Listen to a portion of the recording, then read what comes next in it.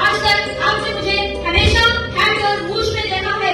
आज मैं आपके सामने खड़ा हूँ और ये मेरी 10 साल की उम्र है और इसी उम्र से अपने देश की आजादी के सपने लेकर चल रहा हूँ। लेकिन आज जब मैं अपने देश को देखता हूँ तो ऐसा लगता है क्या ये वही भारत देश है जिसके लिए मैंने सुखदेव में और राजगुरु में हंसते हंसते फांसी ली थी। अपने देश के लिए फांसी देते हुए मुझे कितनी तकलीफ हुई, लेकिन आज मुझे लग रहा है कि सरफरोशी की तमन्ना क्यों हमारे दिल में थी। मैं गई थी, मैंने कहा था कि मैं मेरी झांसी नहीं दूंगी।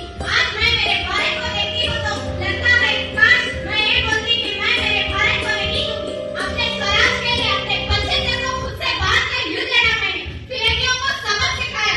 लेकिन आज मेरे ही देशवासी फिरंगियों की चाल चले गए। धिक्कार है मुझे ऐसे भारतीयों पर जो राष्ट्र करेंगे उनके सामने स्वराज क्या मेरा नाम दादाभाई नौरोजी है। मेरा जन्म 4 सितंबर 1825 को हुआ था। मैं एक व्यापक प्रोफेसर था और लोग मुझे भारत का होना कहते थे। मैं एंग्लिश इंस्टीट्यूट में गणित और प्राकृतिक दर्शन का प्रोफेसर था।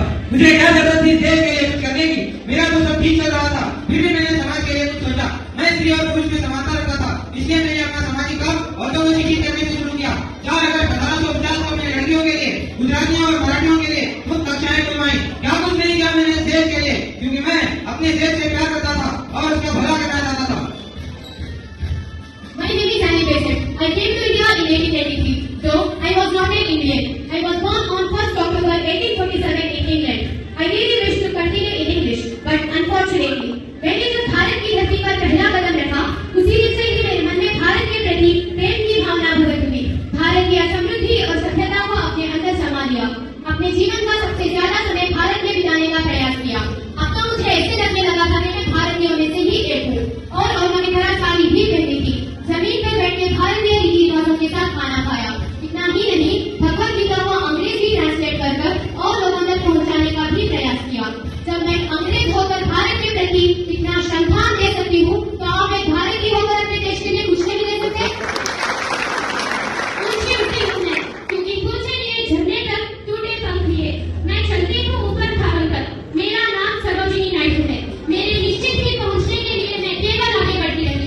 जब 1925 गांधी जी के साथ मंच पर थी, तब मैंने हमारे देश के सामाजिक, आर्थिक, औद्योगिक और भौतिक विकास के बारे में बात की थी और भारत की जनता को अपने देश की स्वाधीनता के लिए हिम्मत और एकता के साथ आगे बढ़ने का आह्वान भी किया था।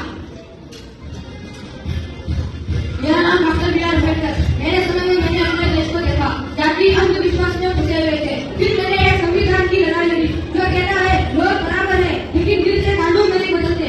आज आपके पास आजादी, पढ़ाई और मौके है, जिसका मैं सिर्फ सपना देखा करता था, लेकिन भेदभाव आज भी है। अगर आप मेरा सम्मान करना चाहते हैं तो पढ़ाई का इस्तेमाल करो, अच्छा भारत बनाओ। देश का भविष्य आपके हाथ में है।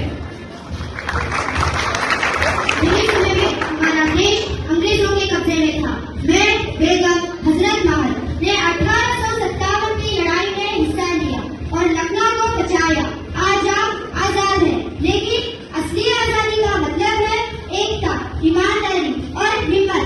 भारत को नफरत और अन्याय से बचाओ। देश का भविष्य आपके हाथ में है।